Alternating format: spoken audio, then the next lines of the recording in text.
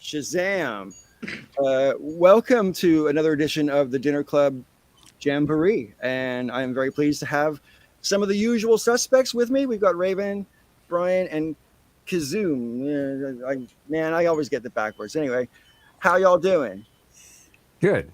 Doing okay. Yeah. Very glad to hear it.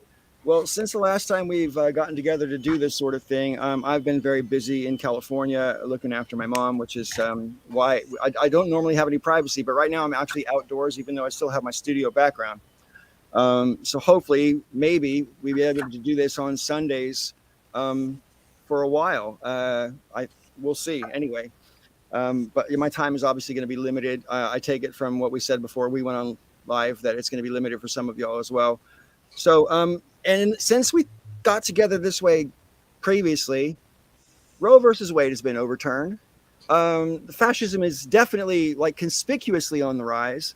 Trump gave a speech the other day that was an English version of Mein Kampf. I mean, in terms of some of the things he was saying, and that can't be accidental. All the Republicans saying, Christian nationalism. There's nothing wrong with Christian nationalism. Oh my God, what? What? Yeah, I even forgot about that whole thing. I mean, and I had some serious trolls. I mean, the problem is that I would have liked to think that they're trolls, but they're actually sincere people who have been brainwashed. Because I'm going to start there with the whole Christian nationalism thing, right? Because I had people on Twitter saying to me, "What's wrong with Christian nationalism? Just being proud of being Christian and proud of America. What's wrong with that?" I'm like, if that's what you think it is, then you're dumb, because it has nothing to do with being proud of being a Christian or proud of being American, Well, it's either dumb or they're being dishonest. Yeah. Because a lot of people will try to pretend something. I mean, it happens in a lot of arguments. Someone will pretend, you mean you have a problem with this? Right. And it's like, no. Well, just as an aside there, I forget what it is. Never attribute to malice that which can be explained by gullibility, or words to that effect, or stupidity. Right. There is a term for it, which I can't think of off the top of my head. But one of the other things that's happened since we last met, I had a bit of an epiphany regards Trump. Yes. Now, obviously, this is pure speculation on my part. Yeah, but I think it holds water. In his mind, hang on. Go ahead. Yep. In his mind, he thinks, "Hey, Joe. Hey, Brian. Criminals are dishonest. What I'm doing in the open and totally honest about it. Therefore, I'm not a criminal." He has kind of said as much. Yeah. I mean, he's. I don't remember exactly what it was, but it was while he was in office, and it was just like, look, I'm just doing this. Everybody can see what I'm doing, and the implication was, if I'm doing this openly and nobody is stopping me, it can't be wrong. Right. Yes, but then at that point, he had the protection of the office of presidency shielding him. But his mindset hasn't changed. I believe he's always felt that way. Yeah, I mean, it's but the his same circumstances have. It's the same thing as the it was locker room talk, right? I was being honest. Why are you being mad that I'm such a misogynist? I'm being honest. So yeah. And that's actually one of those defenses that right wingers use all the time. Whenever they say something bigoted, they're like, "I'm just telling it like it is." So in other words, it's not that they're bigots. It's that, well, that's the criticisms they have of people of other ethnic groups and religions is just accurate. And so it's unfortunate that it's accurate, but it's accurate. That's their take on it. Yeah, I mean, to be fair, I think it's a trait of bigots generally, because there's some left-wing bigotry that follows us that displays similar traits. So sure. I don't think it's a left-right thing. I think it's a bigotry thing. Well, I find more bigotry on one side than I find it on the other. That's all. Agreed. Yeah, there's certainly more flavors of it. Sure. When we're talking about Christian nationalism, though, some of these idiots I was arguing with on Twitter about it, I mean, I think it's more expeditious not to argue with them about the Christian side of it, but to argue with them about the nationalist side of it. Because one of the points I consistently make to these people is you can't name, at least I can't think of, and no one's been able to name one. I can't think of a nationalist movement in a country that didn't depend on marginalizing or some kind of bigotry towards a minority group within that own culture or system. Yeah, well, it's part and parcel of it. Depends on that, doesn't it? Absolutely. I mean, that's Yeah, the whole you have to idea. have is an that, out group. that Right. not only is that country better, but the native people, the native born from the perspective of the people thinking it, because in the United States, they don't feel that about the actual indigenous people. They only think it about the European, the descendants of European settlers. So Right, I right wanted now to- the boogie. No, Oh, I go was going ahead. to say, right now the boogeyman seems to be the LGBT community and illegal immigrants. That's like the main thing they're focusing on right now. Yeah. So just to jump in with something completely unrelated. Somebody had said something about flavors of bigotry. So speaking of flavors, I wanted to thank Canada for the all-dressed flavor of potato chips. These are great. If you haven't had them, try The them. what? What is it? What's the What's the flavor? flavor? All dressed is the flavor. Yeah, but what does It's that mean? salt and vinegar, ketchup, barbecue sauce, sour cream, and onion. Everything? So basically, it's all dressed. It's all the different. And oh my god, it's so good. And apparently, Okay. it's a Canadian. It's a Canadian thing. It's a Canadian Quick flavor. So question. thank you, Canada. If you don't like them, then blame Canada. So there's that. Quick The other question. thing I wanted to mention was, Michael, I wore this for you. So Those are The really flesh coming in color- quite well, I gotta say. I wore this for you. I knew you'd be looking. So Quick question, Raven. Good job. yes. When you say it's all season, all in, okay? Now, does that mean that each chip has all the flavors, or you've Yeah. got chips of every flavor in No, one no, it's- bag? all the chips are all the same flavor, but it's like all of the flavors. Okay. All right. I'm surprised it took until the 21st century for someone to think of that. I'm surprised Well- it came from Canada. Well, I'm surprised it works. yeah, because it sounds kind of gauche. Like, hey, let's put everything together, and like I generally find that when somebody puts everything together, I don't usually like it that much. It's pretty good. It's pretty good. It's very American. That's why I'm surprised it came from Canada. Like Well- what's that Kellogg cereal that's all of the ones together? What was that one called? Disgusting. yeah, but that's what there was yeah. I Can think you we're remember called it? All together. That happened. It was called All Together. I think all together. I think is what they call it. Okay, all right. Hang on. Google food.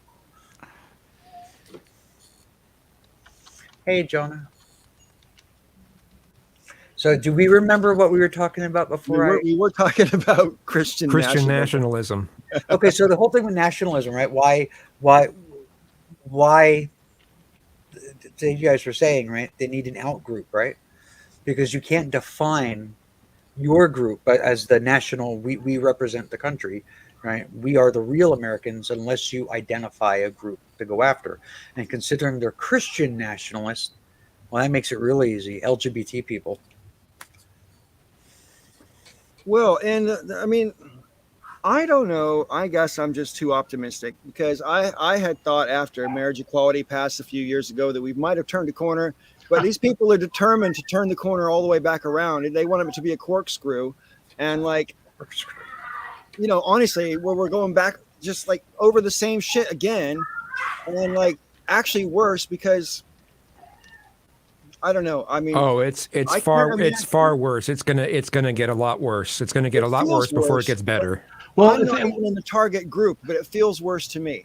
Well, think about it. Yeah, any time any group says that they want to harken back to some halcyon days, which of course never really existed, at least not for everybody. Right. You know that because think about it, like and that's what the Republicans have always, or I shouldn't say always, since the late '60s, is like they wanted to go back to something. Of course, what was back? Well, it meant white supremacy and no rights for women and no rights for black and brown people, no rights for non-Christians. And the thing is, what's I think the reason why, and I've said this for quite a long time, the reason why I think that they've gotten more aggressive and violent about it, again, Trump's a symptom, he's not the cause, is that the demographics are against them. I mean, the Right. country's becoming less and less white, less and less religious in general, definitely less and less Christian, and it's their last opportunity to kind of inculcate society with their beliefs. If they fail now, then the opportunity's gone pretty much forever.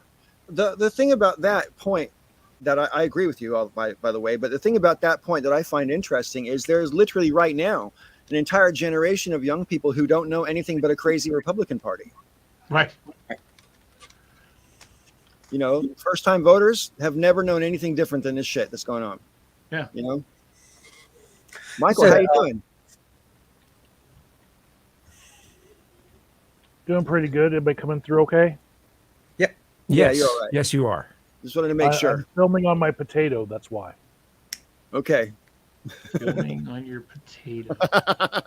Yeah. The things they can do with potatoes is amazing.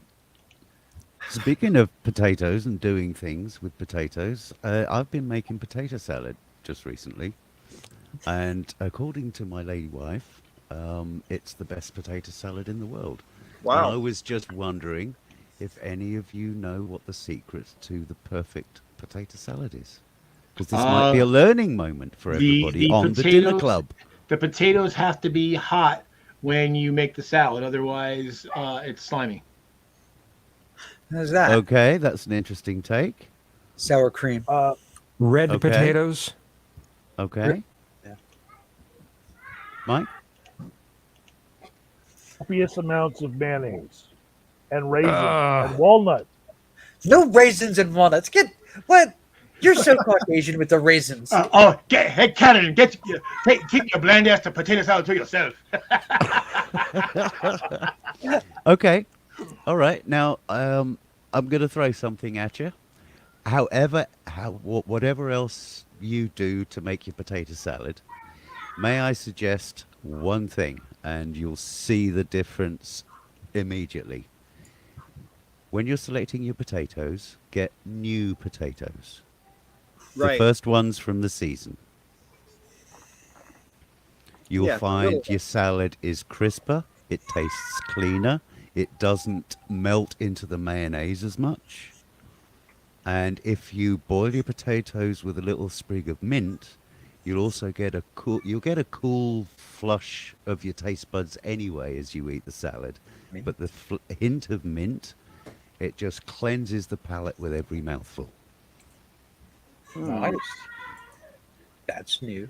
So this is our second conversation about potatoes in 13 minutes because we had the potato chips conversation a minute ago. There you All go. while juggling the complicated topic of Christian nationalism. And it's the dinner club. How perfect. So what would Christian nationalist potatoes be? Okay. Right. Oh, God. Plain. Potato salad would have raisins in it. Michael. With only salt and pepper as the No yeah, pepper, okay. just salt. Just No salt. pepper, just Okay, salt, yeah. Just mayo. Did you ever see the Celebrity Jeopardy on SNL with Chadwick Boseman as T'Challa? No. Oh, it's great because they go through the whole thing. It's great watching, but they get to the end and he's like, they asked him, your white neighbor wants to bring her potato salad to your cookout, and he's like, and he's like, basically he comes to the conclusion that that this white woman probably does not season her food, even if she does just a tiny bit of salt and no paprika. It's a great sketch. It's a really great sketch. Sounds good. Yeah. Hey, I would like to throw out some of the bullshit arguments that I've been getting on Twitter about Christian nationalism and see what the group has to say about it. I had a conversation with one fellow that insisted to me that all the soldiers who fought in World War II for America were nationalists by definition because they were fighting for America. That's Nope. not what nationalism means. I know. I know. Also, they weren't fighting for America per se. They were helping out European allies.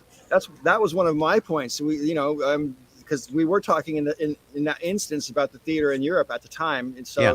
You know, yeah. Because in brutal honesty, the only war that you had any particular investment in was the war against Japan. Well, yeah, in a sense. I Because mean, control of the Pacific. you know, a different American would say, "You'd be speaking German right now if it wasn't for us." But Right. So I mean, I heard what that they were along the lines fighting, when I lived over there, huh? what, what they were actually, I mean, they weren't fighting for America. They were actually fighting the spread of nationalism. Sure. So they Yeah. weren't by definition nationalists. They were fighting against nationalism. They were fighting against fascism. But Brian, I've heard enough Americans say to English people on the internet, especially, but also when I lived over there, that you know, you'd all be speaking German, blah blah blah, and I just find that personally particularly insulting and also kind of ignorant, because if anybody should be thanked for winning the war in World War II in Europe, it should be Russia. I mean, they lost like Yeah. 15 or 20 million people, depending on what numbers you believe. They Yeah. lost 6 million people just defending what is now called St. Petersburg. At the time, it was Leningrad, but Yeah. you know. And the biggest mystery is why, seemingly overnight, post World War II, Russia suddenly became the biggest menace rather than the biggest ally when it came to Europe. Brutal. They're brutal. They fight brutally. Yeah, I mean, I don't know, about Putin's Russia, but old school Russia. yeah, I mean, great they were ally like to have. marching over their dead. I mean, it was just, and like they weren't even there. Yeah, great And I ally mean, to there were have. guys in the back of the ranks. Their job was to shoot anybody that turned around. Right. I mean, they were brutal when it came to making war. And also, Brian, if I can make the point, the leader of the Soviet Union during the war was Joseph Stalin, who was not exactly a charismatic and friendly fellow. You know what I mean? I mean, how many Russians got thrown into the gulag as a result of Stalin's premiership? What, 20 million? Yeah. Something? A lot. Yeah, yeah, yeah. He was not a nice fella. He was pretty bad. But yeah. So yeah, I mean, not as if we've never If there coached is- some dictators in our history, If right? there is, you're right. I mean, if there is any one nation to thank, it would be the Russians, because if it weren't for them on that front, then yeah, Germany would have, yeah, the Third Reich would effectively have been established in Europe, and it would have been almost impossible to dislodge. I disagree, but it would have taken a lot longer. A lot longer. I mean, the biggest problem that the Germans would have had were resources, right? Because they because remember when they lost in Africa, they lost their East Asian holdings thanks to both the British and Australia, the Anzac forces, the British and the United States. True. So the long term it was not in their favor, but we're talking about it could have been another 3 to 5 years. Yeah. Yeah. And let's also not underestimate the British intelligence and some of the nice tricks that they managed to pull, fooling the Germans left, right. I mean, Sicily versus Greece, for example, Operation Mincemeat, I believe it was called. Without moves like that, it could have been a completely different endgame. well, the other big thing too was the code, breaking the German, the Enigma Yeah, code was Enigma huge. code. So that Yeah. was Bletchley Park. Bletchley House, yeah, Bletchley. And then you've also got the raids on things like the Big Bertha cannon and their rocketry Yeah, I mean, installations. I think when it comes to the United States and everybody else in World War II, Americans take too much credit, and Europeans don't give us enough credit. It's like, Yeah, right. Well, what, yeah. and- When I say British intelligence, no, Brian, I'm not taking anything away from the Brits. All I'm saying is there are a lot of Brits. I'm sure you've heard. I know you wouldn't have done this, but I'm sure you've heard Brits say this: is that America came in at the end of the war, which is factually false. Yeah, it is, because you we know. we had volunteer Americans in our forces from the start. Oh yeah, but even ignoring them for a second, so the war on paper, Started in 1939. right? But the Brits. Let me see. Let me try to remember. It's basically there was a period there once Britain and France declared war on Germany. There was a period that's known by historians as Sitzkrieg, where basically they're technically at war, but they weren't really doing anything. France actually invaded the Rhineland. There's video of them dancing around on the river by the River Rhine, and then they packed up and went home. See, that's the thing at the time.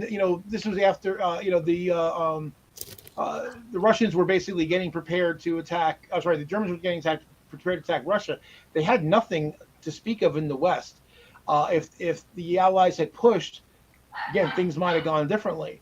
But they went back and then basically took up defensive positions, and we know that didn't go as well as it should have, and that's mostly France's fault. But the thing is that, so you figure, we ended up coming in, December 41. Let me just check one thing here. Well, I mean, we joined the war officially on December 7th because of the Pearl Harbor attack. But as far as deployments in Europe, it was the spring of 42. Yeah. Before it really started. Right. So, yeah, September 3rd is when the UK declares war. So you figure, so on paper, it's roughly a little bit more than 2 years, but then the war lasts another 4 years after we're in. So it's just not it's not the end of the. Well, I mean, there is a popular perception, and a lot of the depictions of the war do tend to start post Dunkirk, and a lot of people forget that there was a lot of stuff that happened before Dunkirk. Oh, for sure. Well, North they tend Africa. to focus on Dunkirk, Battle of Britain, invasion, D-Day landings, stuff like that. But yeah, there was a hell of a lot more to it than that. I mean, the entire Africa campaigns, for example. Yep. So, also during the interval between this show and the last time we did a dinner club show, we had the anniversary of Hiroshima and Nagasaki. And since we're talking about World War II, I'm going to bring that into it because I have maintained ever since I learned about it as a child that it should never have happened. I don't think there's ever any excuse for using nuclear weapons if you actually know what they're going to do. I've heard different arguments about it over the years, and people say to me all the time, well, Paul, you weren't there at the time. You didn't understand the situation as it was and blah, blah, blah. But it's my understanding that you don't really need to, because it's my understanding that the Emperor of Japan had already offered a surrender on the condition that he would not be prosecuted or arrested. And the United States insisted on an unconditional surrender, at which we got after we dropped the 2 nuclear weapons. And then we did not prosecute the Emperor. So if we weren't going to prosecute the Emperor anyway, it seems to me we didn't need to drop those bombs. We could have just accepted his surrender. Fair point. Right? Well, I mean, one thing to remember, though, there was a coup, at least an attempted coup anyway, by the Japanese hardliners. So it's hard to say, because they certainly tried to stay in, at least some of them. And even after the bombs, there was not unanimity among the the staff, basically as to which way to go. It was the Emperor who basically made the final decision to surrender.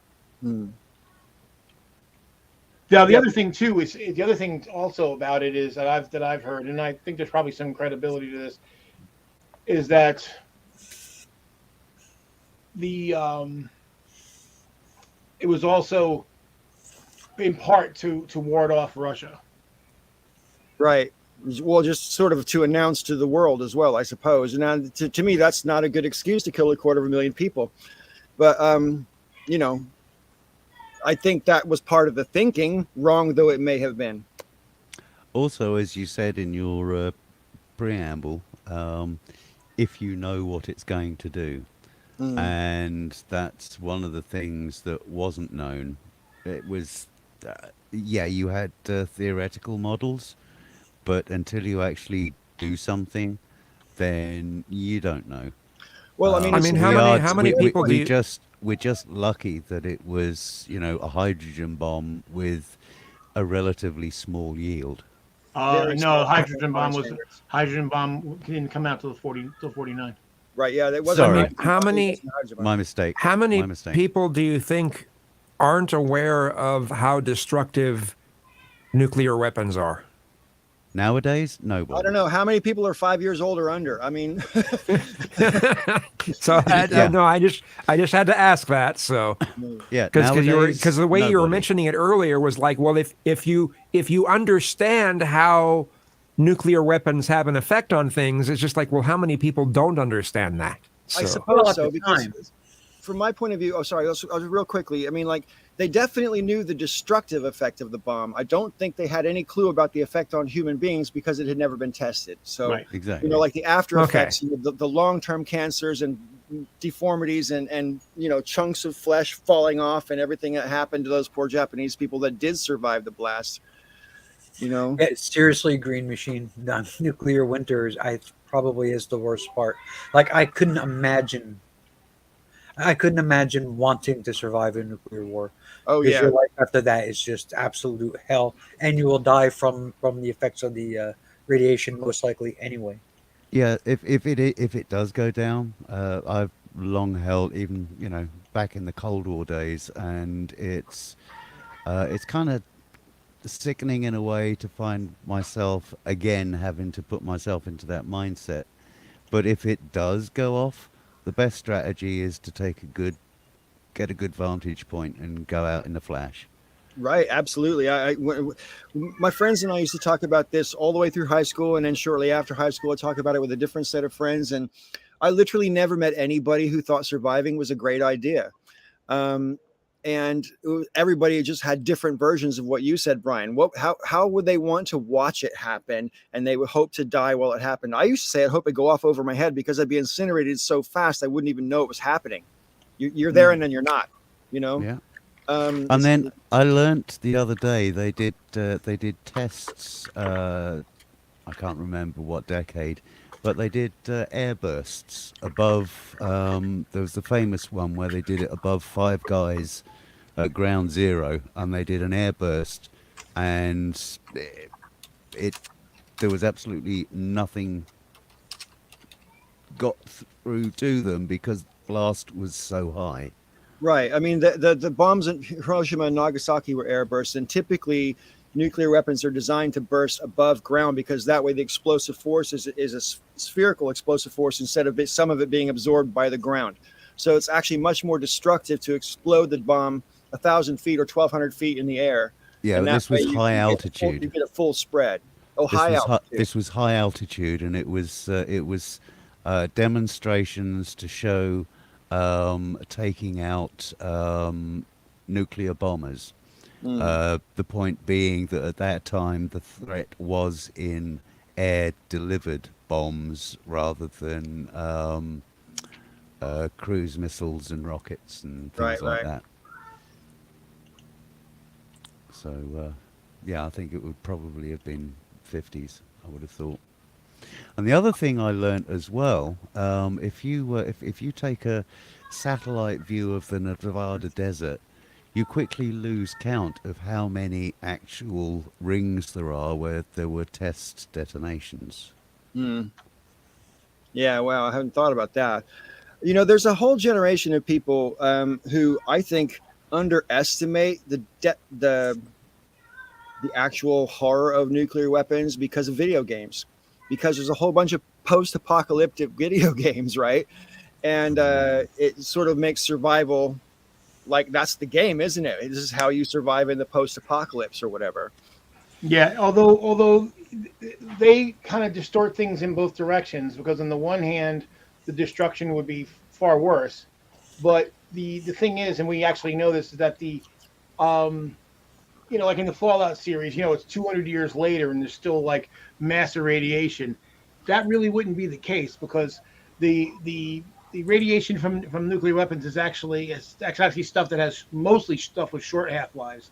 So that's why it does what it does, right? It's high energy. It releases the energy very quickly, and then becomes, which is reason why you can go, if you go to like Hiroshima or Nagasaki now, there's no radiation. The radiation is normal levels. It's normal as same as everywhere else.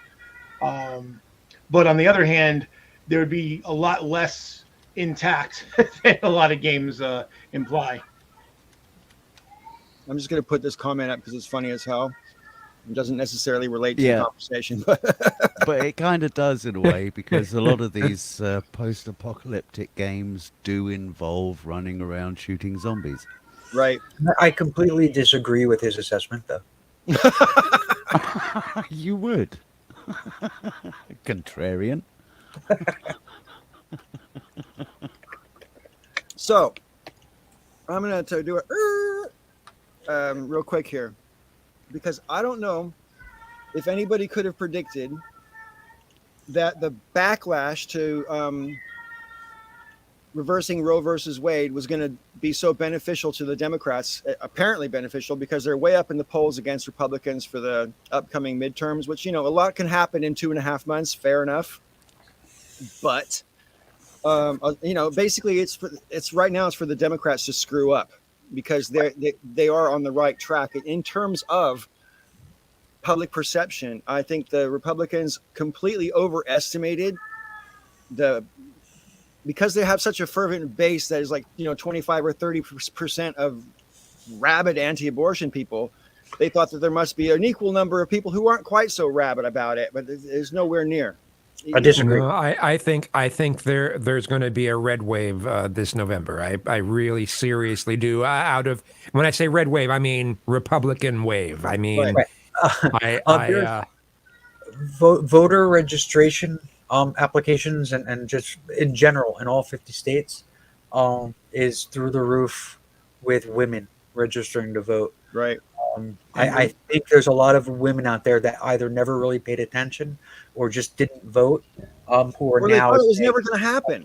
active. Well, I mean, there's something that's also happened though, is that as far as people registering to vote or changing their registration to vote, there have been several million who have registered as Republicans instead of being as Democrats. So that's a concern as well. Well, because of the primaries, there are a lot of Democrats who switched so that they could vote for less rabid Republicans in the primaries. Well, Yeah, okay, I'm sure that comes into the picture too. Yeah. Yeah, there's a certain amount of sabotage that's kind of built in from the left trying to sabotage the right. One of the things that I know a lot of places that people are trying to make happen is to have establishment Republicans end up being primaried, lose their primary, and then run anyway, so they split the vote. So it'll be two Republicans running against a Democrat. So, yeah, that kind of stuff is going to help out the Democrats. So I also disagree with the fact that there was an unexpected amount of backlash. They didn't care. And that's what it is. The idea wasn't necessarily just to get rid of abortion altogether, although that's eventually their goal. The idea was to have the Supreme Court overrule or repeal Roe. Once they did that, then it becomes a state-by-state thing. And then they can set it up as a states' rights issue and have, southern states versus northern states, basically. I've actually got a contribution to this. Because how many of you know of Nate the lawyer, one of the law tubes? I know who he is. Yeah. Okay. He did a video a month or so back on this, where he was examining the decision and how it relates to what's it called, the Palco test. And he made a video arguing that it failed both parts of the Palco test, therefore it was a valid decision, to overturn it.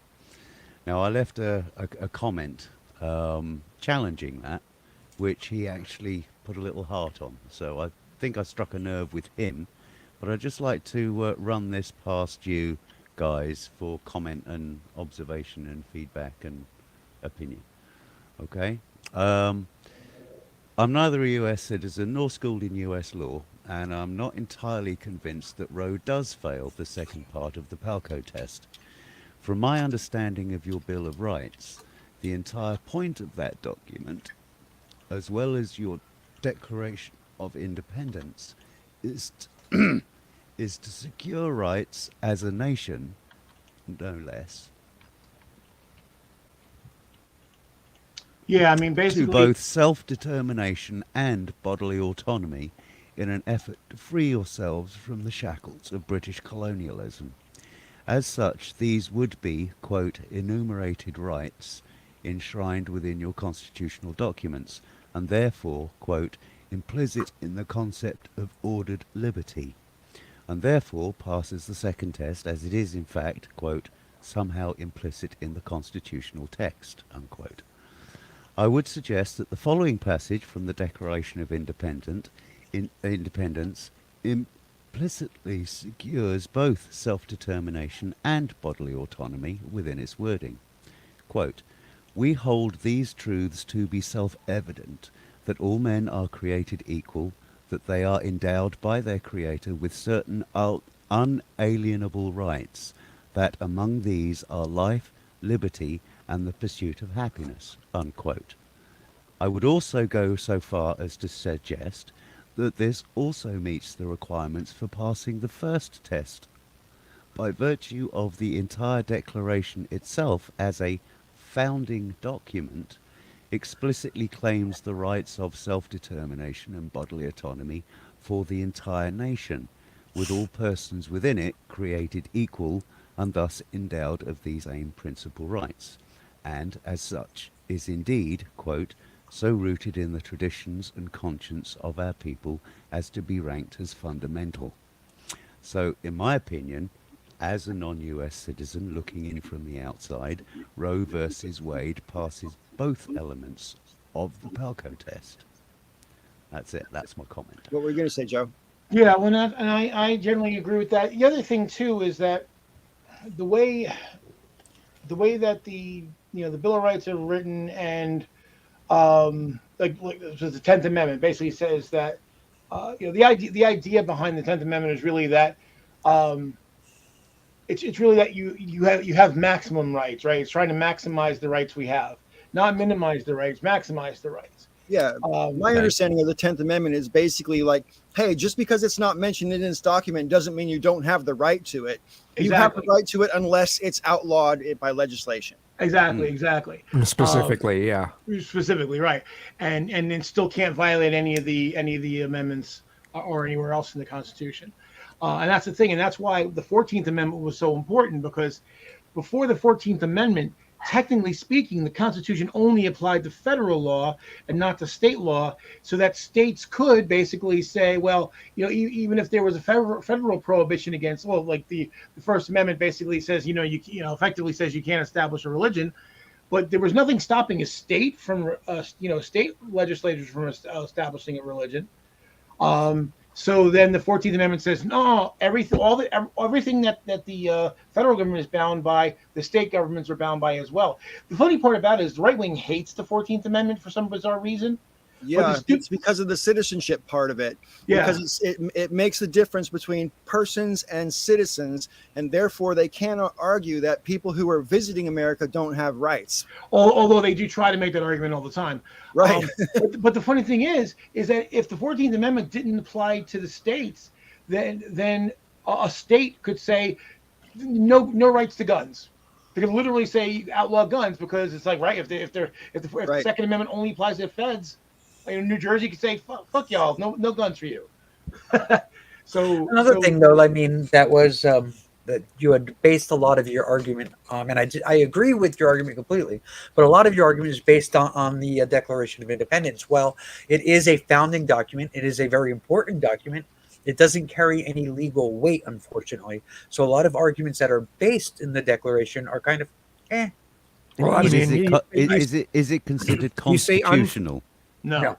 No. You say There's nothing unfortunately, in the but I Constitution. would verge to say fortunately, because people could use that to insert religion and such into the government a little bit more than than the Constitution. So How It so? says nature's and God. It's worded as nature's God, and that can really be anything. It doesn't. yeah, It doesn't. yeah, It but doesn't the Christians will try to use it differently. So Yeah, I but think it's they're better gonna do that that anyway. I think it's better that we didn't have that in our Yeah. actual legal founding documents. So Yeah, But to be I fair, it get it. doesn't mention God. It just says endowed by their creator. Well, it does talk about nature's yeah, God. Later on in the text. There's one thing about the Okay. Constitution which I think bears mentioning, especially in this moment, is why I'm personally glad that it's not actually a thing that is legally binding on anything particularly, is because, I mean, it is a document which is totally justifying insurrection. This is why we're doing it. Absolutely. You know, Absolutely. this is why we're doing it, and this is not only why we're doing it, but this is why it's our moral responsibility to do it. You know, I'm and just gritting my teeth waiting for somebody to make that argument with regards January 6th activities. it's been made. Because, That's it why has? Lauren Boebert tweeted, "This is 1776." Yes. Right? Oh, I see. Yeah, that makes sense now. Yeah. That makes sense. Yeah, and the thing is that the right wing has been itching for that for quite a long time. If you remember, Alex Jones, probably 10, 11 years ago, said, 1776 will commence again. And it's like, well, then you know what 1776 means, because it's not just, a bunch of yahoos running around. But they're assholes. What do they know? Actually, speaking of which, I think yes, I did. I did a meme on that. Hold on. Give me a second. Bring. No, it's worth it. Trust me.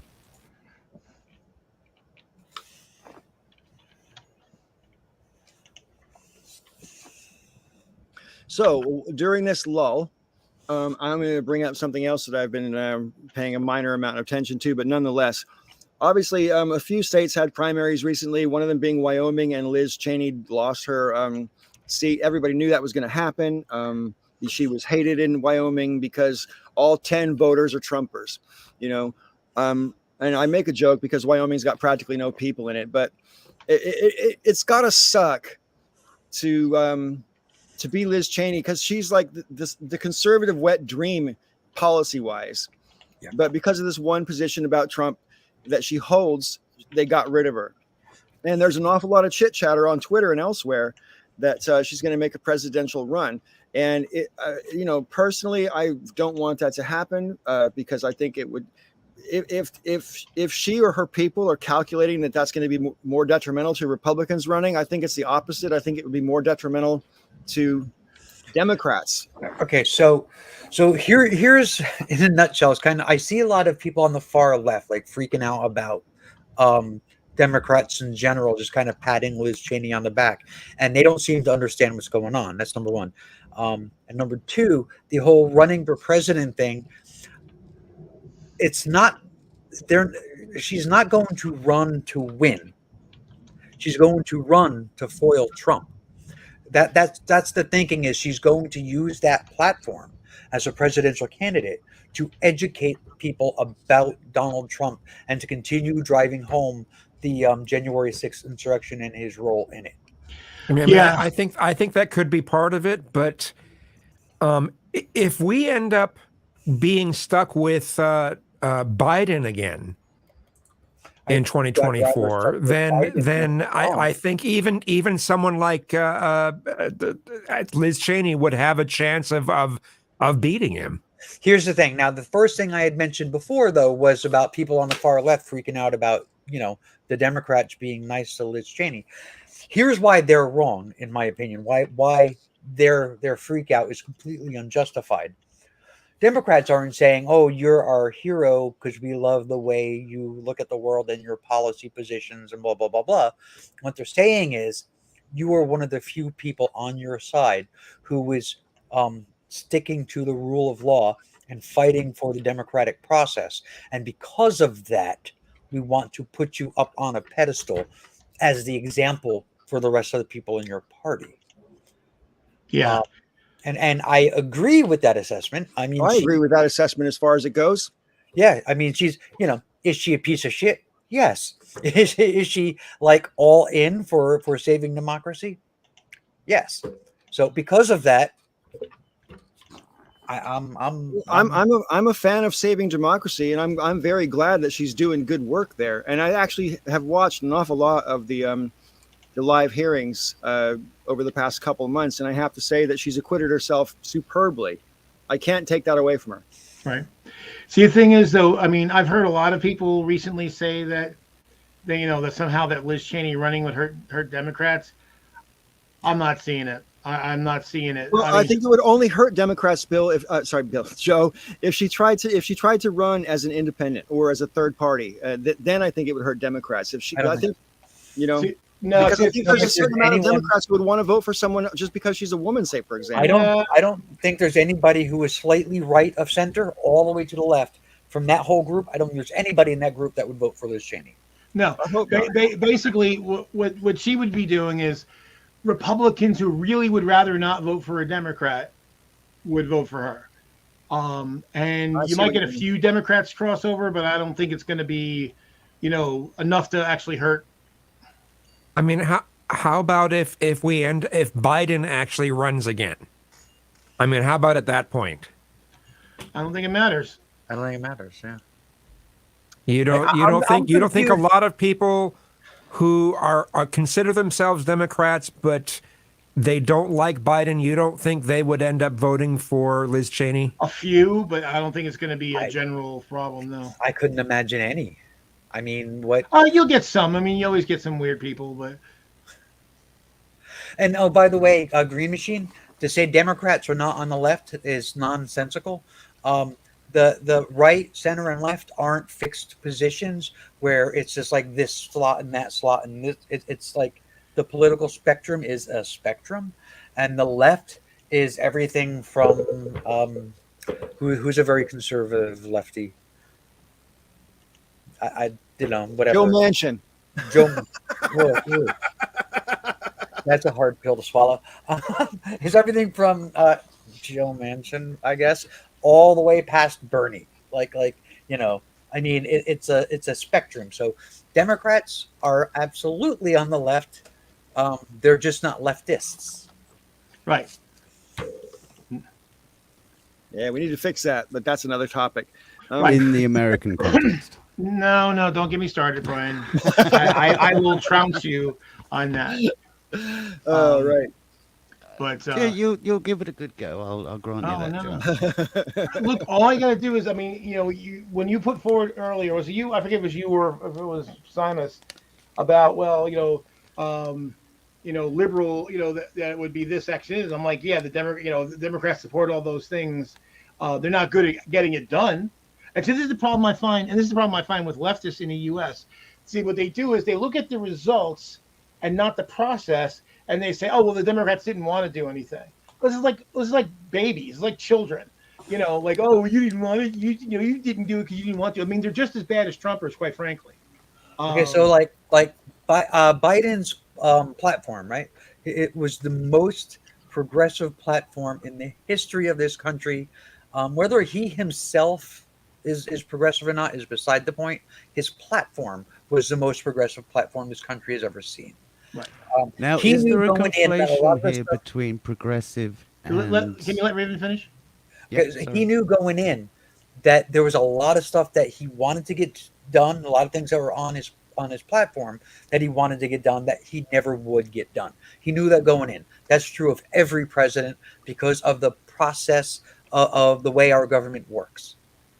So it's just like it. In some ways, it kind of doesn't matter how progressive somebody's platform is. If the Congress that is needed to enact your platform is not in place, well, then your platform is meaningless. Well, and this is the point I tried to make to a lot of Bernie people. Like, even if Bernie had won in 2016, right? To say he won the primary and won the general election, he still wouldn't have been able to get a massive amount of things done because, again, he would not have had.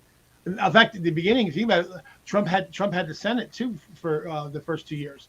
Yeah. So unless Bernie had this this massive wave, and got 60 senators, which isn't likely, he would have got some things done, and he certainly would have tried. He would have put all his effort into it. I have zero doubt.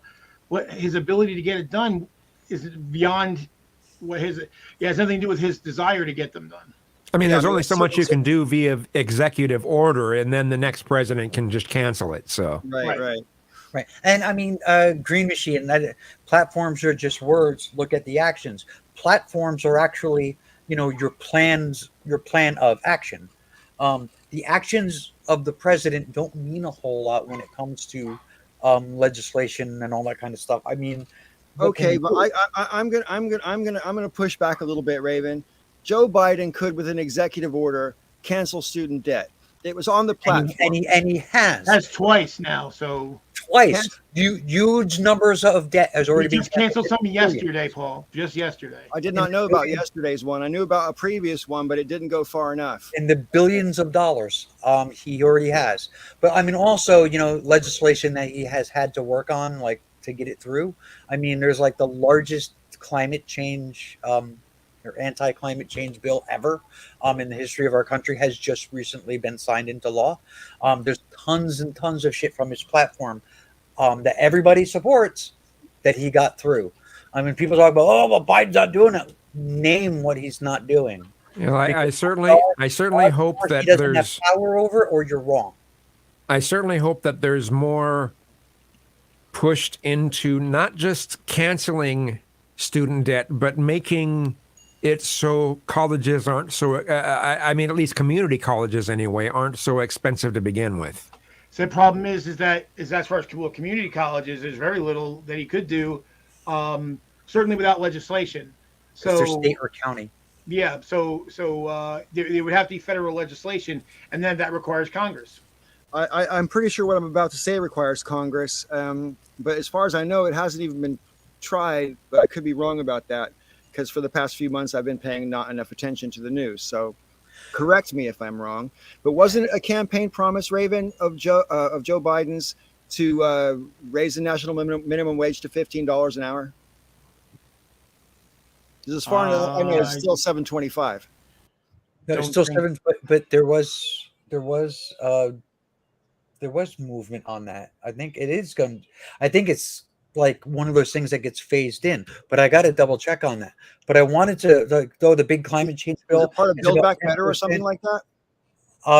Yeah, but I mean that was just recently signed, and right. I think it's part of it, and I think it does over time bring it up to $15 an hour.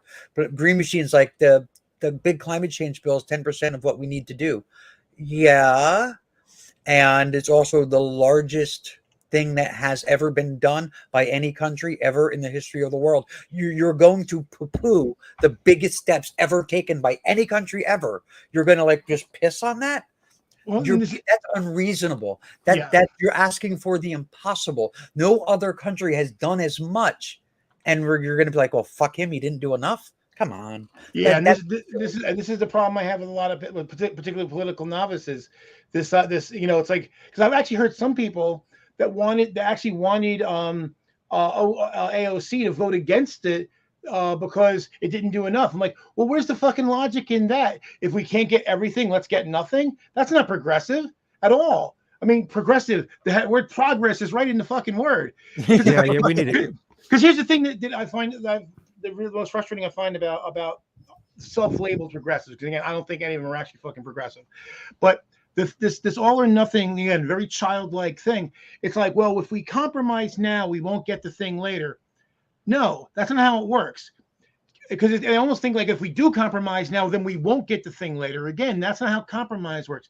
You push the penny, move things in your direction, get some momentum.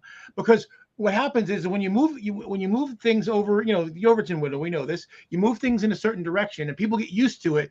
Now the next step you want to go doesn't seem so extreme anymore because you're already closer to where you want to get.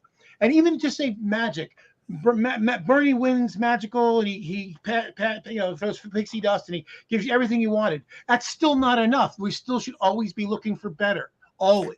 You're right about Bernie himself. Bernie himself said when he was running, I can't do all the things I want to do. No president can. And that's a flaw that's a feature of the system. It's not a bug; it's a feature Yeah. of the way our system works. It's almost impossible to get any massive change very quickly. It doesn't work that way. It's designed to not work that way on purpose. Right, because basically, if you remember, if you think about what the founders wanted to avoid, is they're trying to avoid mob rule. Because you think about it, the Constitution. Fareed Zakaria pointed this out years ago, and I it was kind of blew me away when I first heard it, but when I thought about it, it made a lot of sense. The Constitution is actually undemocratic. Ironically, and while it sets up our democratic system, the Bill of Rights is actually undemocratic. What it's doing is it's basically saying we don't give a fuck what the mob wants. You cannot take these rights away. So if everybody, you could change the Constitution, but you have to go through the process of changing the Constitution. Within the Constitution, the mob can't take it away, and that's what it's there for. It is designed to be deliberative and to be slow. And again, that's also why the two chambers, right? The House is the reactive body. It's in the moment. So that's why they only have 2 years. It's like, what's going on today? The Senate is supposed to be the deliberative body. It's analogous to the House of Lords, where people in the House of Lords, you have a lifetime appointment, I think. But basically you're there and you're less affected by politics because you're going to be there a long time. See, I had an interesting thought on that, Joe, and I would be very delighted to hear why I'm wrong. Okay, I'm because sure I can tell you. I was wondering if maybe the founders actually got it backwards with that, and maybe the House should be the one who gets the 6-year terms, and the Senate should be the one, because the Senate is the body where all the states have an equal representation. And it seems to me that the body that has the proportional representation should be the one where they stay longer to get shit done. What do you reckon? I never really thought of it. I guess the idea again that see, part of the problem too is that our proportional representation isn't exactly proportional either. No, but I mean, in terms of population, more populous states have more representatives. Right. And senators weren't always elected positions anyway. So right. I mean, that just the fact that they made them elected positions has changed the calculus on all of it. And it's no longer the politics-free deliberative body that it's supposed to be. Right. And now it's governed by elections. That's a good point. And it's funny because a lot of them we tend to think, oh, well, if it's democratic, that's better. Not always. And Brian can speak to the House of Lords better than any of us can. I was just about to. Please do. Yeah, there's another major difference when it comes to the House of Lords. Lords are not elected, they are appointed. So, a bit like your Supreme Court in that respect. But our Senate used to be appointed, is what we were getting at. Right. I didn't know that. Yeah. Right, but the House of Lords, Brian, is an interesting animal to me because of the appointments. And they since the 90s, they started to make it more about appointments by prime ministers and stuff rather than the landed gentry, and the hierarchy of the Church of England and stuff like that used to be lords in the House of Lords. And I'm not sure if they've done away with the religious side of it, but I know that the landed gentry don't necessarily rule the House of Lords like they once did. The way it used to work was it was split up into percentages. And a percentage had to be clergy, a percentage had to be this, a percentage had to be that. And the vast majority of them were... aristocrats. What's the word? They were landed gentry, but they were more than that. They were inherited titles. So they were generational seats. Right. And they got away with that. That's now not the case. Right, since the 90s. Yeah. The appointments are made by prime ministers generally, yes. I think the Queen still reserves the right to appoint lords under certain circumstances, but I was not aware of that. I'm not entirely sure of the mechanism for that, but it's one royal prerogative that has remained. traditionally would have been kept in place for tradition reasons. And because, the royalty needs to be seen to have a finger in power, even though it's just a figurehead these days. Friends, I'm going to have to excuse myself for 10 or 15 minutes and contend with my mom, and I'll be right back. So please carry on the show in my absence. Alrighty, I may disappear before you get back, Paul, so I shall say I- cheerio to you and love to your mum now. I just wanted to say that I've taken notice of Kazum's haircut, and I can't get this out of my head. All I can think of is, so ya thought ya might like to go to the show. Every time he's on the screen, that's what I'm thinking. Isn't that Pink Floyd? Absolutely, it is. Yeah. But Okay. I do have to, since you brought it up, Raven, I would like to compliment you, Kazum, on because I've known you for a while now, and your visual presentation over the last 10 years has improved immensely, and I totally approve of your current look and your current presentation. And I have not seen you looking healthier, happier, or more at ease within yourself. And Nice. it's nice to see. Thanks, man. That's cool. You've worked hard for it, buddy. You've worked hard for it. It's And cool, man. I'm honoured to say that you've included me in that journey, and I thank you for that. Awesome. Awesome. Just figured it needed to be said. Oh, thanks.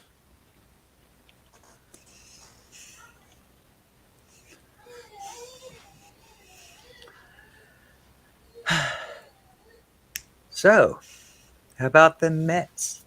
How about them Dodgers? Actually, do you have any teams called Dodgers? I don't do. know. You do? Oh no! Oh no! Is that somebody getting murdered upstairs? Oh! Yeah, it sounds like it. Oh dear. Oh dear, that sounds tragic. Uh-oh. That sounds tragic. It does. Somebody's not happy.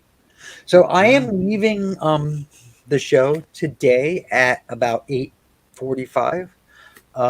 Tonight I am going to be the co-host on the goddamn podcast. So for those of you who don't know, I've become a regular on the goddamn podcast. I'm the co-host with Coctopus Prime. Um, and it's pretty cool. I enjoy it. It's a little mean-spirited comedy. We pick on people. It's terrible. Is it mean spirited, really, or is it just because you're there? No. Did I you got news for you. I am very quiet. You know, Did you it's say with not my Optimus show. Prime? Coctimus Prime. Coctopus Prime. You don't know Coctopus? Oh, yes. Okay, great. Yes. TJ. It's his show. He's been doing it for years. I haven't It seen used to Octopus be- for a long time.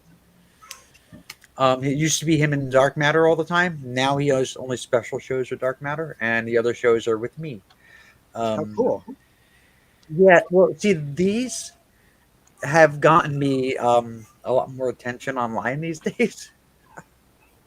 So people are like, "Hey, come on my show, come on my show," and most of them I tell them, to get bent. But like Octopus, I was like, "Yeah, sure, I'll come on."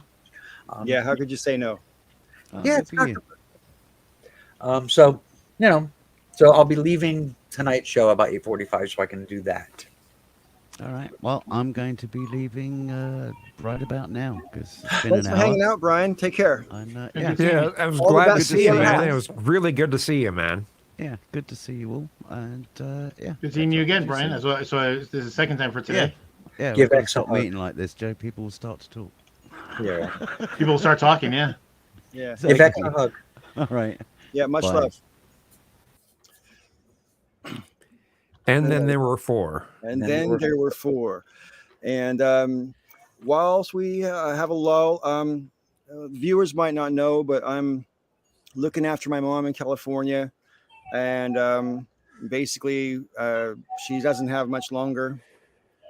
And after she passes, it's my intention to move back to the UK so I can be closer to my children. And right now I'm living with my mom 24/7. She needs constant care. And when she does pass, I will not only have no place to live. My attitude is, if I have no place to live, I want to try and start over again, obviously. And to do that, I want to be where my kids are. So I started a GoFundMe to help me get some funds together to move across the water, because I'm basically skint, which is a British word for broke. And we use it here too. Huh? We use it here too. I've never heard an American say skint before. No, yeah. Oh, wow. It's rare. Rarely. I've heard it, but very rarely. Right. Fair enough. Every time I use it, everyone says, "What does that mean?" So I just figured it was a British thing. Anyway, so I want to say, I'm going to put my GoFundMe link in the chat. If you can help, great. If you can't help, I totally understand, because it's not like it's a life-threatening emergency or anything, and I am going to be okay one way or another. But basically, I want to get over to the UK sooner rather than later if I can. Circumstances might not allow for that. We were talking a bit, Raven and I were talking a bit about this before we went live tonight, and I can go on, but I don't want to do too many personal details in a live show for obvious reasons. So I'm going to go ahead and put the link in the chat. And anybody who wants to donate, please do. And if you don't want to donate, don't even feel you need to explain, because I totally understand, and that's fine. There's nothing is contingent on that. Anyway, so that's that out of the way. Thank you. Let us continue with the discussion. Deep Ashtray says, "Is weed legal across the pond?" No, it's not. You can get CBD. Which is non-intoxicating. You can get CBD vape pens and a few CBD products like soap and other things. But in terms of the THC, that's still illegal over there. But it's the thing I find ridiculous, and I've been saying this about prohibition for years and years and years, and Britain be having marijuana prohibition just strikes me as ludicrous, because quite honestly, if you're 15 and you want to get high, it's easier to get pot than it is to get a beer, and when your prohibition has failed to that extent, there's no point with it anymore. There's no point having laws that you can't enforce. And it's not just that. There's so much money to be made for the government through the legalization of cannabis, and it's just a winner all around. The only detrimental effects it has, I mean, to be fair, is that marijuana is not good for every single person. Some people don't respond well to pot. That's just true, and I think it's really disingenuous when stoners go there. I know plenty of people who are totally into pot who think it's a panacea, cure for all diseases and mental illnesses, and it's just not. Some people do get really paranoid on it. Some people just get like stupid, frankly, on it. That's the cliche, but it's actually true. Not for everybody, but some people get stupid. Well, I mean, really tired. Sometimes someone wants to get stupid in order to look at things differently, though. So sure. I mean, because Noob is high right now, though. Well, yeah. Well, yeah, I'm awake, aren't I? That's funny. No, I mean, I think the day is coming where they will have to legalize it over there. I mean, it's prohibition doesn't make any sense, and there's quite a few countries in Europe now where it's either been decriminalized or legalized. It's just a matter of time, as far as I can see. I mean, how do you feel about that? I mean, to me, I think we should just legalize all drugs, personally. And then I'm on that page too, Kazum.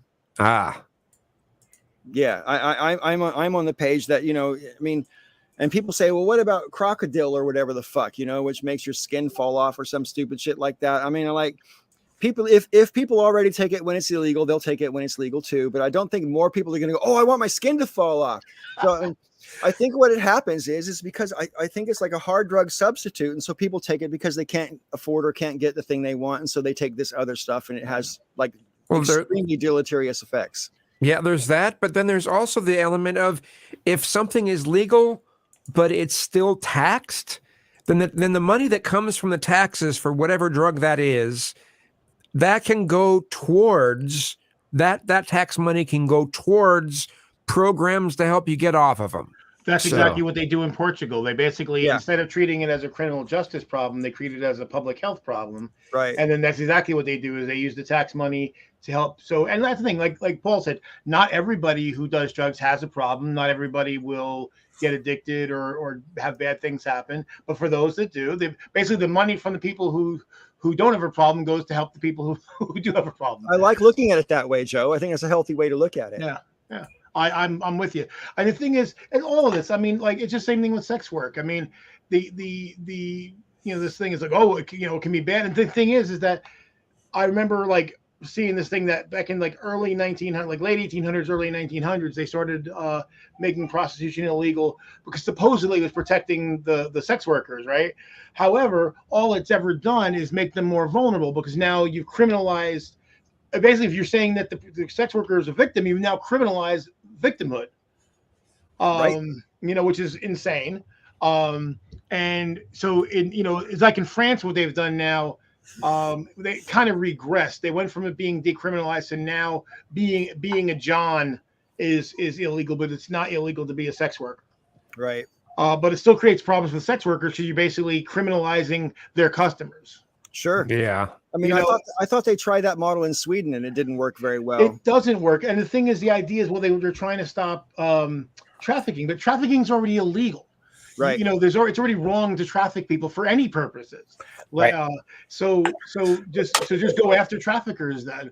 Well, I think I'm right in saying they completely made prostitution legal in Australia, and you've got gigolos all over the place, and you've got women prostitutes all over the place, and it's very carefully regulated, and you have to go in every 3 months for HIV testing and everything like that. And but as far as I know, it's legal. And what I kind of find amusing about this discussion, and it's only amusing, it's not really a good point, but the prostitution has been called my whole life. People refer to it as the oldest profession, right? And yet it's illegal in almost every country. How can it be like 6,000-year-old profession and somehow it's been illegal the whole time? You know what I mean? Well, I mean, there's so many things that that we have that are illegal that are based on this concept that we're not actually animals. We're somehow different than animals. I don't know. Yeah, which is ridiculous. Yeah. So, I mean, one of the reasons, and probably one of the bigger reasons, and we see it not just with like prostitution, but with all kinds of things, is Christianity. The Abrahamic faiths in general, but more specifically in the Western civilization, in the Western world, it's Christianity, and the reason why there are certain things that Christianity just like pisses all over, is because the Romans and the Greeks did it or accepted it or embraced it, and in order to differentiate themselves from their oppressors, the Romans, they said it's evil. It's one of the reasons why homosexuality is considered a sin. It was actually something that was embraced by the Romans. Therefore, it's bad. Right. That's food for thought.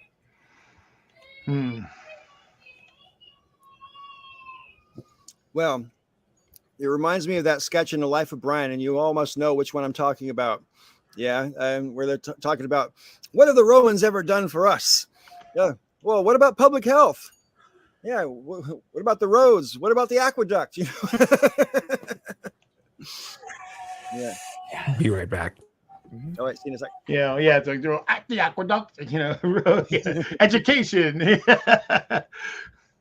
Yeah, but I mean, for the early church, if it was something that the Romans accepted or were okay with or actually put forward as being a good thing for the early church, it was beneficial for them to say those things are evil.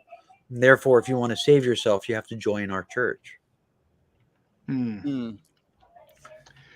Yeah, Christianity has fucked up a lot of shit. There's a lot to answer for, that's for sure. I mean, it's only an academic question because we can never actually know. But I mean, do you think the world would be better off now if that never happened then, i.e., there was never the creation of this religion? So Christianity specifically, Yes. and or actually the Yes. Abrahamic faiths in No, general. Christianity specifically. Yes.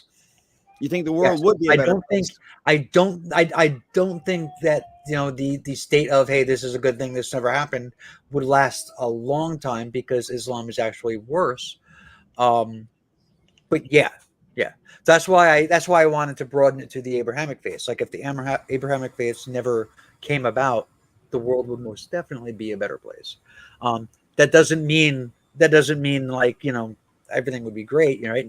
Not having the Abrahamic faiths isn't like a panacea.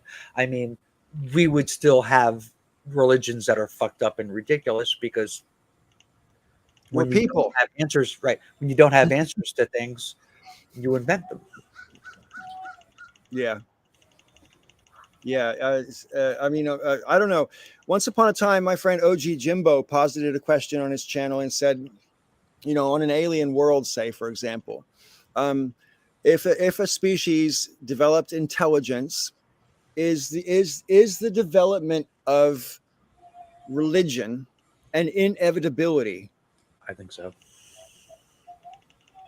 It's an Hard to interesting. say. We're the only sentient species that we know about. Yeah, we have a data point of one. Right. Yeah, good point.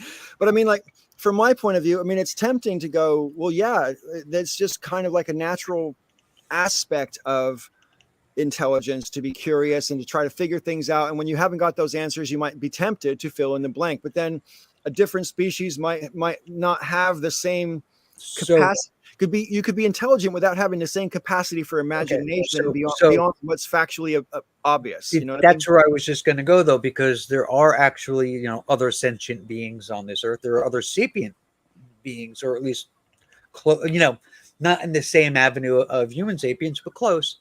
Sure. And some of them do have ceremonial kind of things that they do. Some ritualistic things. Chimpanzees have rituals that they do. Elephants have rituals that they do when there's a death. So it's not necessarily religion, but the fact that they do this thing ritualistically, it's pretty close. Yeah. It's pretty close. So yeah, I just think that intelligent brains are kind of wired to create beliefs. See, I don't know if it necessarily. I mean, I think spirituality, and I know that's a nebulous term in itself, but I think spirituality is inevitable with intelligence up to a point. But what I said to OG Jimbo back in the day was, like, what if intelligent species evolved on a planet and that species was nocturnal? Why does that matter? Because if you're around during the day, one of the first things you'll notice is that all of life depends on the sun, right? And for example, you watch the flowers track the sun across the sky. You'll find out once you develop agriculture, you'll learn that growing things in the shade doesn't do as well as growing them in the sunshine, and so forth, right? So this is why the sun, I think personally, I think the sun was the original deity, because we realize, there's only one of it. You cannot affect it, but it can affect you, right? And I think that depends on needing the sun to live, right? But if you're a nocturnal species, or say you live in a planet that doesn't have sunshine per se, would you still develop that? Would you even have? You wouldn't have to been able to make those observations, and your thinking would have developed in a different way, right? Well, like, okay, so if this theoretical hypothetical species evolved on Earth, let's say, well, they would have the night sky, and their deity would be the moon, at least most likely, because it is the most obvious object in the night sky. Sure. So that's just the way it is. It's whatever we or intelligent life perceives to be the most dominant thing in their world, that's what they're going to base their spiritual beliefs on. Just like Christianity most likely is the God of Abraham is most likely a volcano god. I once saw one of those single single frame cartoons on a newspaper, and it was a bunch of crabs on a hydrothermal vent down at the bottom of the ocean saying there can't possibly be life at the surface. Where would they get their energy from? You know? Yeah, because that's what you know. Right. Right. Yeah. Exactly. So what else we need to talk about? Well, there's a lot to cover because we've been gone for such a long time. But I'm having a mental fart. I mean, how about, I mean, still we could go into Christian nationalism a bit. So ya thought ya like to go to the show. He reminds me of Pink from The Wall. Mm. You got the whole, slicked back fascist hairdo going. Oh, no. Oh, no. You're going to give him nightmares now. Who let all this riffraff into the room?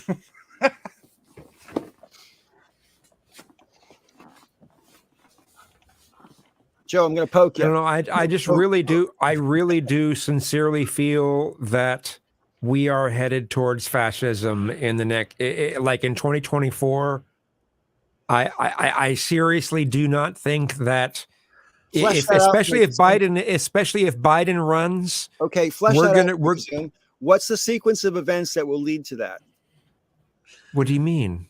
I mean, it's not just going to happen because of an election, right? I mean, what sequence of events will bring on the fascism that you think will happen in 2024? Because personally, I think we had that between 2017 and 2021, and then we got rid of it.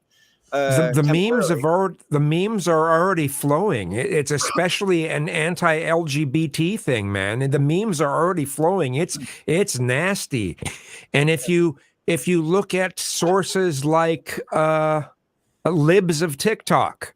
Now, what libs of TikTok posts, yeah, they post their opinion in text, but all of the videos they post are of actual people. They're just reposting stuff that people are willingly posting. And so when you see some of the stuff that comes up on libs of TikTok, it's just like, man, if the wrong people see this stuff, we're in trouble. And I think we're already in trouble.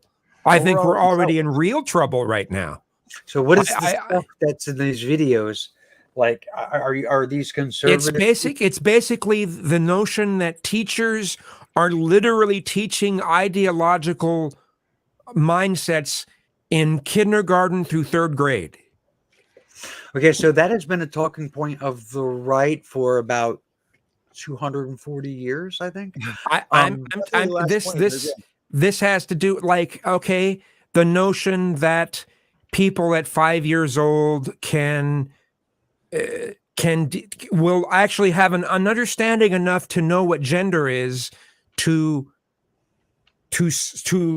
declare that they're a different gender than what they were assigned at birth as. Right, sure. Because are you familiar with the phrase? Are you familiar with the phrase? It's a political tactic and it's also a media tactic called a moral panic. Yes, that's exactly what's going on right now. That's exactly what's happening. Yeah, and it's to extremes. And the people and I don't know a good counter for it right now. I don't know a good counter for it. We can say, well, you should just ignore these things that are being said, and I'm like, well, that's not going to do any good. We have to counter it in some way, or it's going to catch on. Okay, so like the sex ed stuff, in the state of New Jersey, there was a new sex ed curriculum that was approved by the state government that is being hotly contested in townships across the state that are more conservative leaning. Where I live, it's a hot button issue. The problem is it's not much different than the curriculums in the past.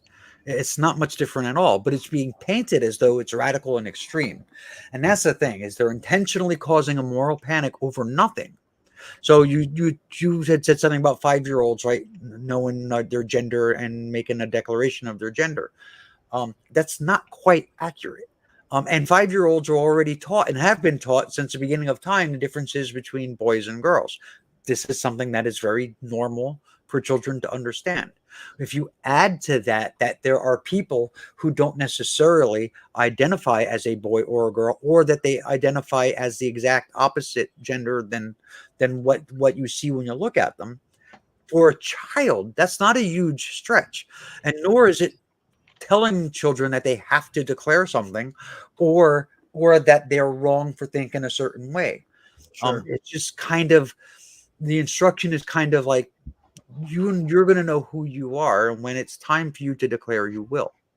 I When think it's there's time a, to people upset. change. I was just going to say, I think there's a similarity between this hyperbole from people on the right that Kazum is describing to the same hyperbole we were getting, say when you and I first became acquainted, Raven, back in the late noughties, early teens. They were saying if there was such a thing as marriage, they were saying if marriage equality passed, what's next? Marrying a dog, or et cetera, et cetera. They come up with these false postulations which have nothing to do with reality and try to make you afraid of that, rather than actually discuss the issues and why that, what the pros and cons of, It's Well, a I mean, strong. one of the things they push as their biggest fears is that, okay, initially LGBT issues were claimed as being, okay, it's an adult issue, but now it's being the subject matter in general is being pushed in like I said, in elementary schools and such like that, and they're like, okay, everything you said you weren't about before, you're now doing now. So But where is the line? And that's what they're asking is, where is the line? it's I'm not saying that. true. But it isn't true. LGBT issues were never merely and completely and only put forward as just adult concepts. I mean, the whole idea of people coming out was that they were saying, I've spent my entire life, not my adult life, my entire life, lying about who I am. And now that I am, have the courage, or I'm in a financial position, or I am no longer living in a house where I might get beat up, I feel as though I am. It's safe for me to come out. It has always been about children being free to come out. It's always been. This is But why they, but this that's is why, different. this is why it is considered a bad thing for teachers to out children if children come to them and tell them they're gay. Like in Florida now, it's the law in Florida that the teacher has to tell the parents. And what that does is that endangers the lives of these children. So it Not was only does it always do that, about. but it puts a teacher in a position where they're insinuating themselves into something that they don't need to be insinuating themselves in. I mean, if a child tells a teacher that, the child's assuming that the teacher will retain their confidence, and then they don't. You know what I mean? You're taking a trusted adult, or someone who's supposed to be a trusted adult, and making them an informant. It's just outrageous. Yeah. And it endangers the kids. Yeah. I'm just saying. I'm just saying what the propaganda that's being pushed out there is, and what a lot of the mindset coming from the right now is, and what they're basing it on. But it's fabricated, like Vegas is here saying, right? It's transparent. It's fabricated. It's fabricated in a way to cause panic for people who don't know better. For people, It's there are true. people out That's there- true. That's there very are true. there are people out there who don't know LGBT people. There are people out there who know the only LGBT people they know are degenerates, because just like every other demographic, there are plenty of LGBT people who are pretty disgusting, awful people. This is Blair White. There's, I mean, it's just the reality of human nature. So if the only like trans person is Blair White, a terrible person, you may believe that all LGBT people are that way, and your children need to be protected. So yeah, stirring up that kind of moral panic has political benefits. Hey friends, I'm reticent to say, but Raven, did you say you got to go in 15 minutes? Yeah. I think I'm going to have to as well. I've got my mom waving to me from the door there, so I'm going to let's unfortunately wrap this up. Okay. And let's try to do it again next week, maybe a bit earlier if possible. Okay. Yeah, that's cool. Yeah, I was glad that you were able to get you know, uh, you know, Yeah, some space. be able to get some space and be able to Yeah. get um, good connection and all that. Yeah, yeah. Well, I'm outside at the moment. Inside the house is impossible. There's no privacy in there.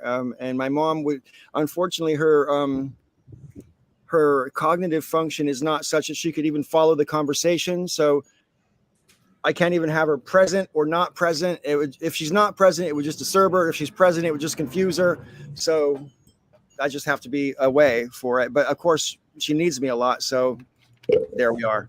Right. Yeah. Hey, I gotta say, it's pretty cool you were able to find a way to have your background Yeah. while still outside. I don't know what you managed to do to do that, but that's pretty cool. It's just cloth, so I've got it pinned up out here, and that's pretty cool. Yeah, maybe just how you pinned it up though. That is what I'm thinking about. It's part of a thing. The things that pin up on it come with it. So it was never against the wall. It was always on these tubes that it comes with. Oh, okay. All right. Yeah. I'm just going to post this up because I think it's quite a funny question. Considering.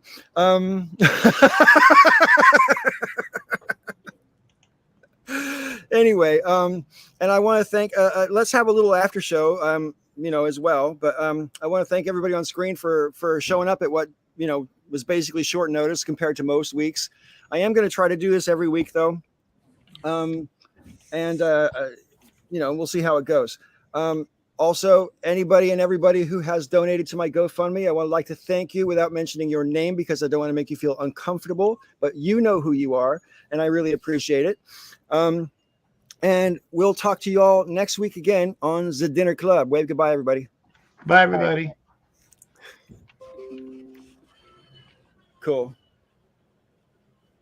We out. Did it?